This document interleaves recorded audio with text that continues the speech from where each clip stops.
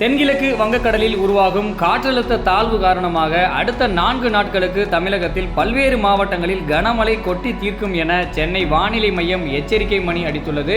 தென்கிழக்கு அரபிக்கடல் மற்றும் தெற்கு அந்தமான் அருகே வளிமண்டலத்தின் கீழடுக்கு மற்றும் மேலடுக்கு சுழற்சி தற்போது செயல்பட்டு வருகிறது.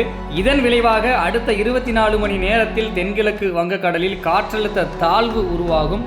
இது மேற்கு வடமேற்கு திசையில் நகர்ந்து அடுத்த 2 நாட்களில் தாழ்வு மண்டலமாக வலுப்பெறும் என்று கணிக்கப்பட்டுள்ளது. இதுகுறித்து தென்மண்டல வானிலை மையத்தின் தலைவர் அமுதா தெரிவித்ததாவது: வங்கக்கடலில் புயல் உருவாகுமா என்பது நாளை தெளிவாகும். நாளை மறுநாளில் காற்றழுத்த தாழ்வு உருவாக வாய்ப்பு உள்ளது. அதன் அடிப்படையில் 23ஆம் தேதிக்குள் புயல் உருவாகுமா இல்லையா என்பது தெரிய வரும் என்று அவர் கூறியுள்ளார். இன்று அக்டோபர் 21 ராமநாதபுரம், புதுக்கோட்டை, மயிலாடுதுறை, நாகப்பட்டினம், திருவாரூர், தஞ்சாவூர் மற்றும் கடலூர் மாவட்டங்களுக்கு மிக கனமழைக்கான ஆரஞ்சு அலர்ட் அறிவிக்கப்பட்டுள்ளது. மேலும் சென்னை, திருவள்ளூர், செங்கல்பட்டு, காஞ்சிபுரம் உள்ளிட்ட மாவட்டங்களில் கனமழை பெய்யும் வாய்ப்பு உள்ளது.